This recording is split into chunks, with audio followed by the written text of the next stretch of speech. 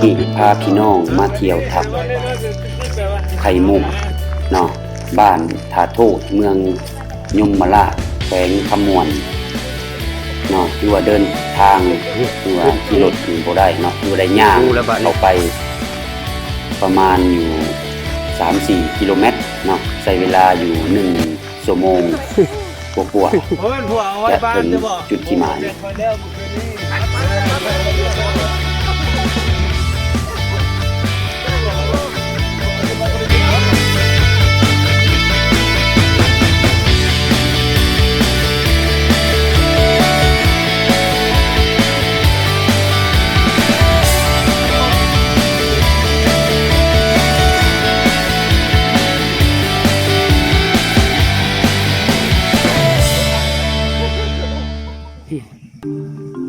โอ้ต้องได้จอดเนาะ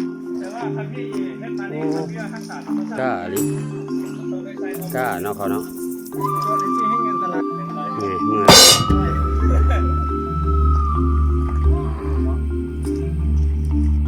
เส้นทาง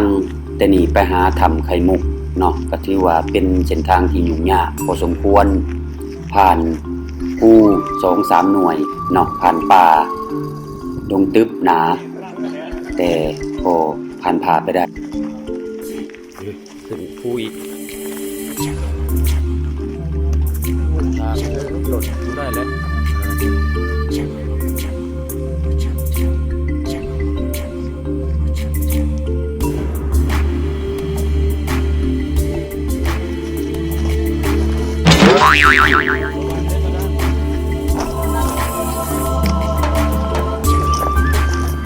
ว้ามันจะไวแล้ว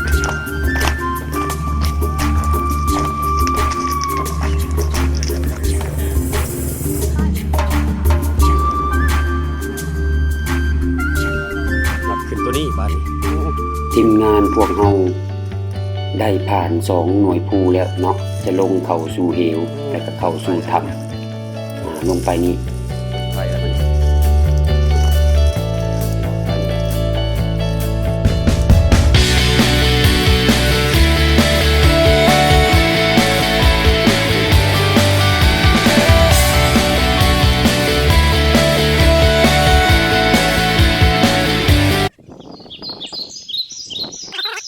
มาฮอดแล้วบรรยากาศกำลังสิเข้าถ้ำบ้านนี้เอาสิพาไปเบิ่งถ้ำไข่มุกที่สวยสดงดงามเนาะในแขวงขมวนเอาใกล้แล้วย่างมาในกระสิฮอด1 ชั่วโมงแล้วนี่เดินทางเข้ามาย่างเนาะฮอดแล้วบ้านนี้เนาะ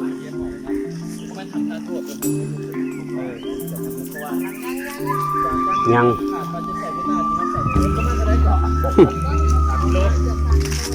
เกือบ3 กิโลบ่นี่โอ้อย่าง3 กิโลตอนนี้แมนถ้ามาชมบรรยากาศของโอ้น้ำบ้านน้ำมรกตอยู่นะครับ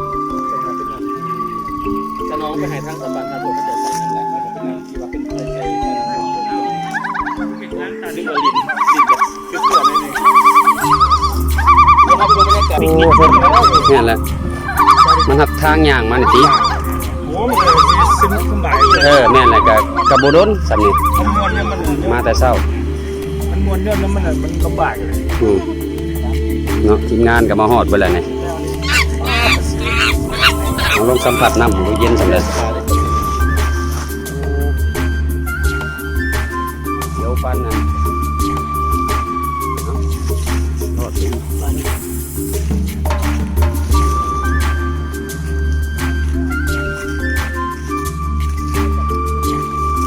โอ้บ่อนอยู่แล้วนี่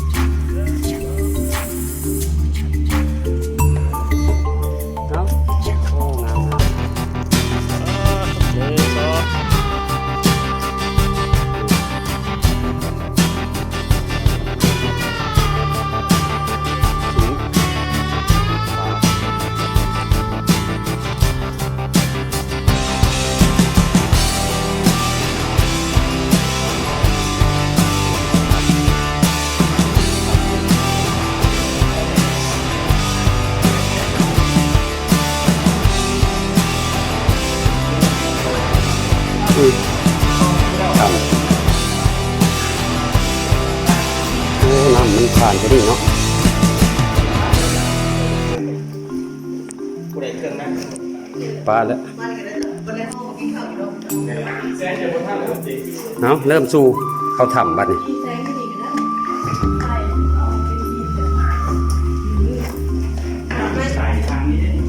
ช่วง เอาถ่ายมันเนาะยืนยืนต่อบัดนี้โอ้ระวังหัว ไม่ใช่มาเช็คดีมา อืม ฟังด้วยเลยคือว่าผู้ โอ้ทุกทำอุตสาหเวียนธรรมชาติแท้ธรรมชาติแต่แท้ทำได้โอ้ทุกพี่น้องเอ้ยมื้อนี้พาพี่น้องมาชมสำผมทานได้บ่ได้เห็นนี่ถือว่าเป็นบุญตาหน่อยสมอย่างมาสมอย่างมาแต่ดึกๆเนาะ6-7 โมง3-4 กิโลมื้อนี้บ้านนี้เข้าสู่บ่มีแสงได้บ้านนี้เนาะเข้าสู่โหมดบ่มีแสงธรรมชาติสร้างมาแท้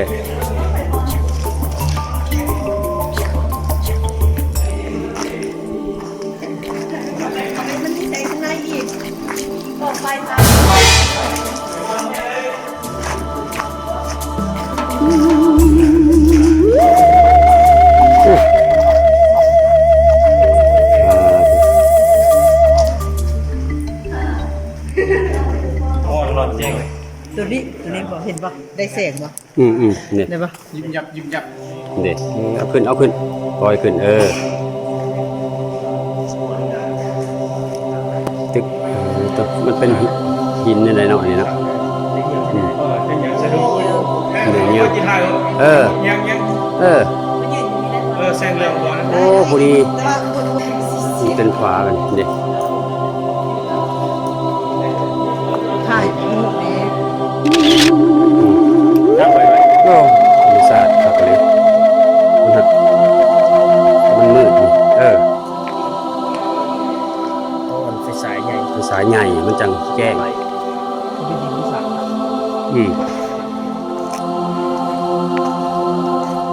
ขอไล่เมืองนี่ ต่อไปเลิกเข้าไปอีกเนาะมันจะกิโลไปทำบ่คนแต่เก่าก็สิมาอยู่นี่แหละยามแรงยามหยังพบซึก นางนอนแรงนะยังแรงนี่นะ นี่นะ กำลังโตกันได้ ตัวรถเป็นน้ำ จะเซ็ตมา เมืองเด้อขึ้นเทิงมันเป็นอะไรโอ้มันหยอดน้ำ ลงมาเลยนี่ เงิน นี่ สโลว์ นี่ ใช่โอ้เนี่ยโอ้ยเบิ่งสโลว์โมชั่นเลย สโลชั่นนะ เด้ อะไรเยอะนะเด้ เฮ้บโอ้ มีสโลโมชั่นเองครับแสดงว่ายูทูบมีน้ำเนอะ มีน้ำมาแล้วนี่ แสดงว่ายูทูบมีน้ำเกิดลงมาเนาะร้านเบียร์คนไหนเนี่ยมันจะอยู่คน โอ้เย็นนี่ เห็นปะเอาธรรมดาหน้าเวลาตกมามันก็ต้องเป็นหูนี่เป็นหินนี่แหละ เวลาบ่าย ซื้อนะ สิ่งนั่นแหละ คนตั้งซื้อหันมาจากนี้ ไข่งานเป็นไข่ เขารู้ตั้งตั้ง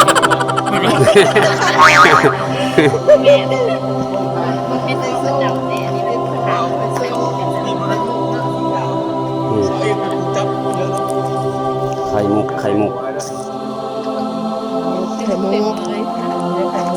โอ้ออกเหลื่อมๆ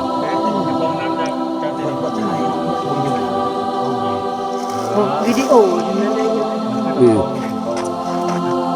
ในเหลื่อมแต่ว่าเอาไฟแซ่บๆใส่หน่อยหนึ่งแล้วก็เพวบนะนี่ ใครเอาแป้งมาเอาเลขเด้อ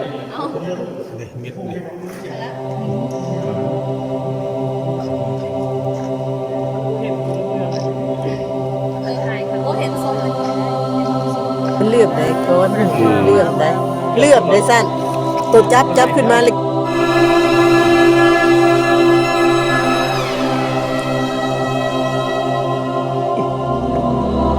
อย่างโตใหญ่ๆอันนี้เป็นอย่าง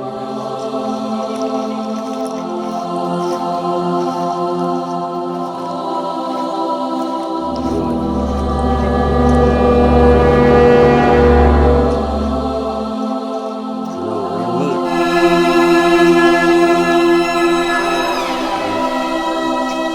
โตยังนี่นะคือยังนี่เบิ่งจากพันปีนี่โอ้เป็นคลื่นนี่เป็นคลื่นเลยนี่เป็นวิจิตรกรรม แบบธรรมชาติมีเสาเดียวค้ำอยู่นี่เนาะค้ำคู่มือนี่เนี่ย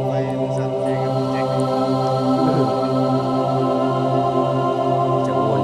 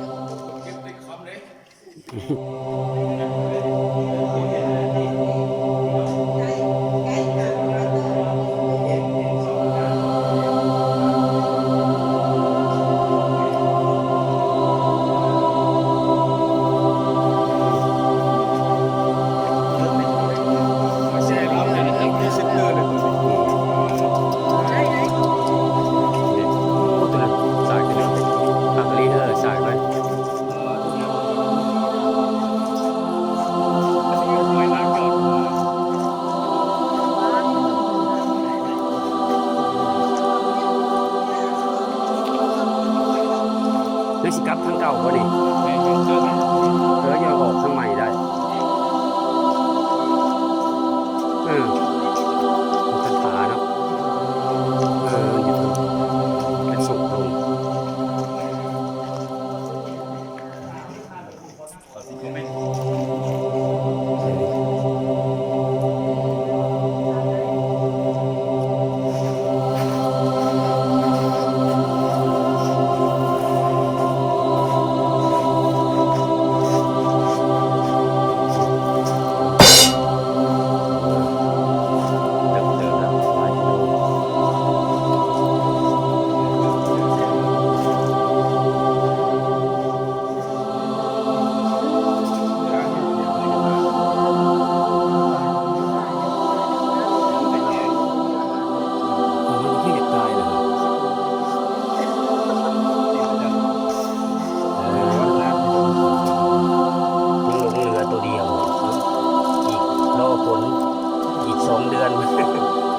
เอาเส้นลายผมได้เลยผมธรรมดาผมไม่ได้กินเลย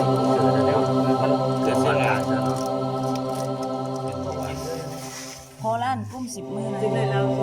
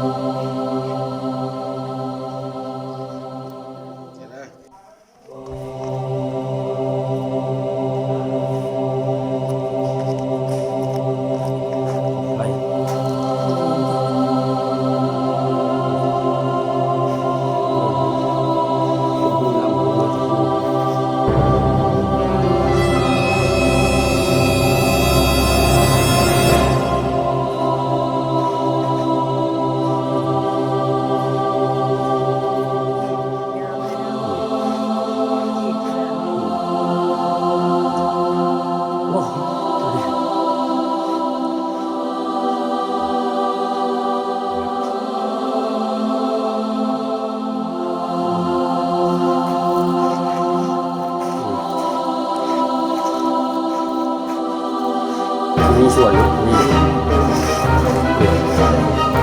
อยู่แต่ว่ายามคนนี่สิบ่อยู่นี่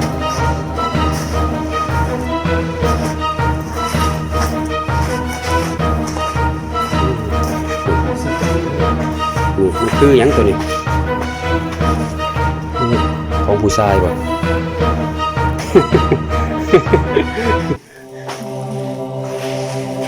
นี่มันเป็นธาตุที่ว่าแข่งกับหมู เขาลึกไป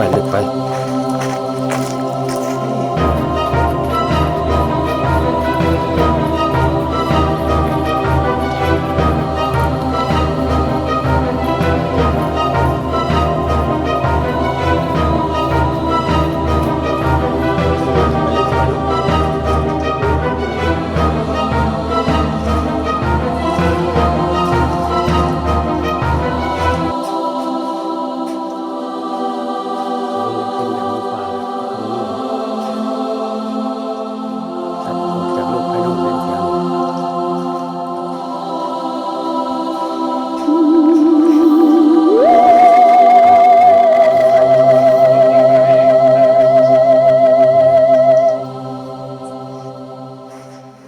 เส้นใส่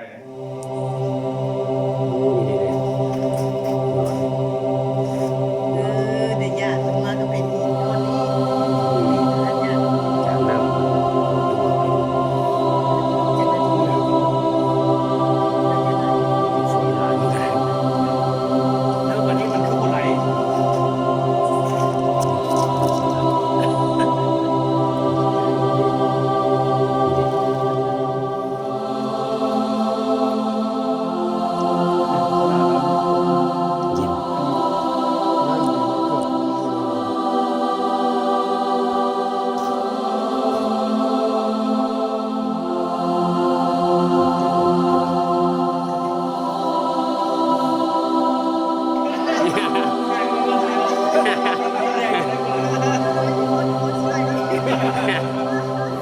แสง มีแสงสีเสียงเลยเนาะ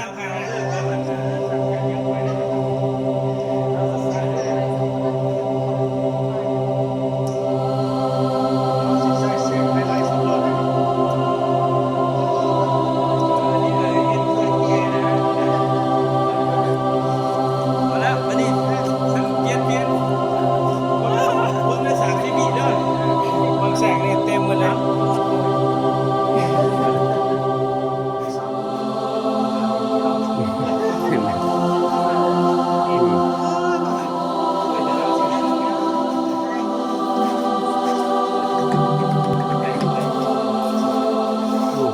ง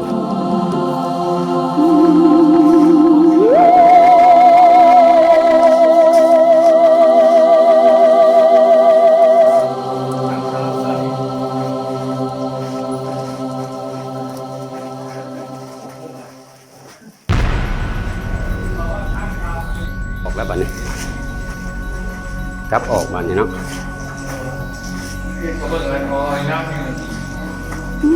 แปลว่าผมมีเวลาที่สิ้นสุดแล้วก็ผมพบว่าปลายทางก็ไปเรื่อยๆเดี๋ยวนี้เราไปมีส่วนหนึ่งจะเป็นส่วนหนึ่งก็เก่า ขึ้นกลับแล้วบัดนี้ ให้เบอร์ตีน้ำมวยขาด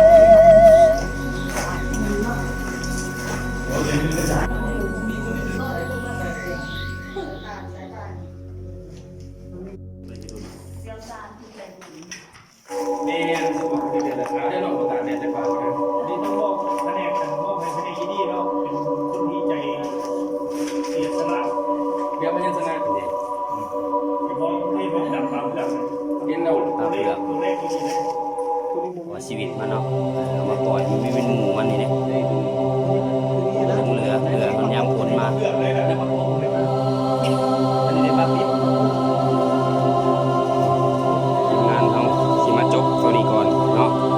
เพราะมันแคบเข้าไปแล้วตอนนี้อากาศก็เริ่มเบิดแล้ว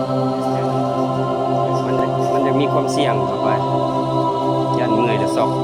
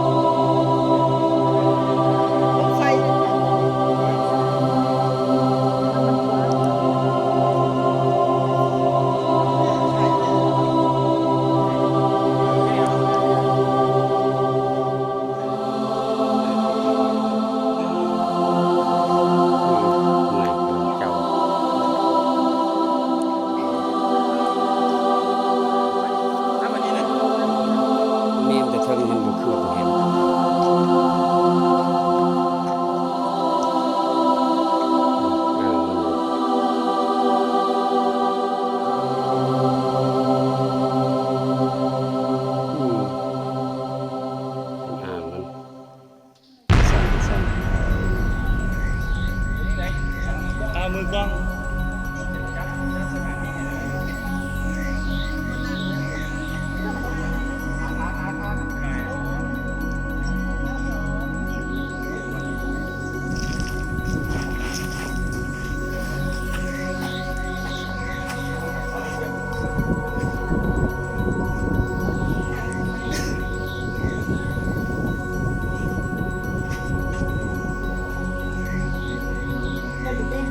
น้ำเสาเมื่อยกับบ่จาก13 นาทีกินข้าวกันเมื่อกี้เราแล้วจะไปรอน้ำนะ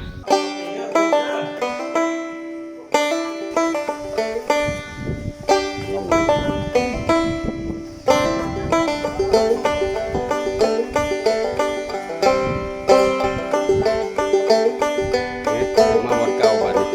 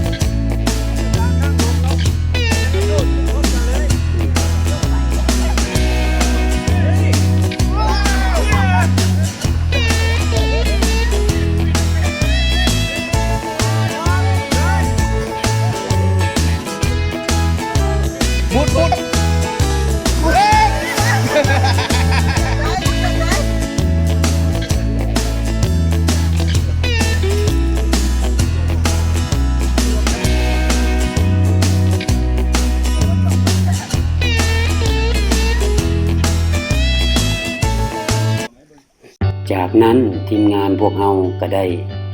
กลับสู่เฮือนซานเนาะถือว่ามาครั้งนี้ก็ถือว่าม่วนชื่นหลายเนาะถือว่าภาพบรรยากาศระทึกใจที่สุดในชีวิตที่เกิดมาพากลับก็ได้แวะหรือว่าผ่านให้นาหรือว่าหัวสวนของชาวบ้านในเขตบ้านถาโตต่างๆถือว่าม่วนชื่นหลาย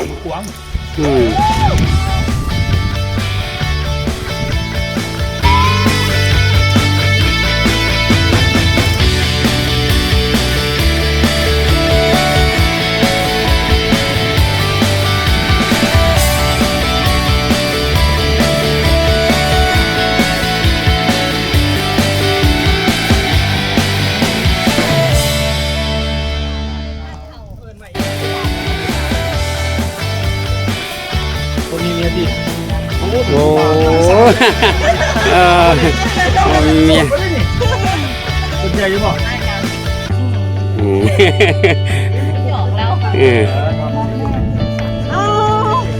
หยอกกันละแม่กัน แล้วสิปุ๊กเงี้ยห่อไว้ท่าเอาบ่ ไม่บืดเนาะ เจ้าของฟาร์ม คือธรรมชาติ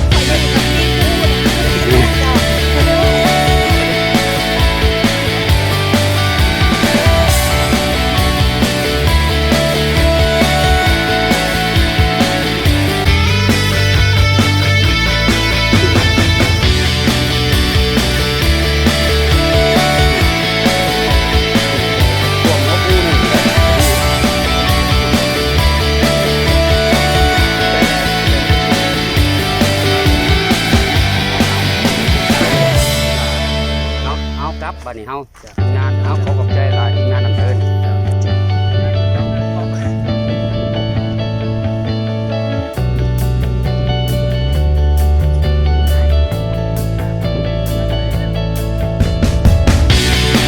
โอ้ได้ดักนี่ครับเขาได้ดักมาก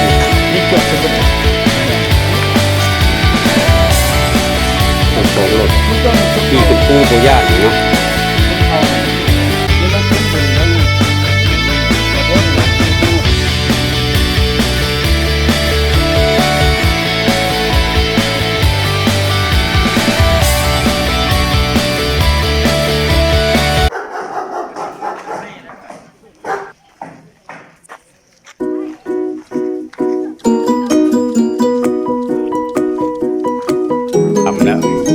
บ้านเขาแล้วบ้านมีบรรยากาศบ้านและมีเห็ดชลประทานตันผายทำผายน้ำล้นโอ้ตันธรรมดาผายน้ำล้นอ่างเพชรขึ้นไปฮะ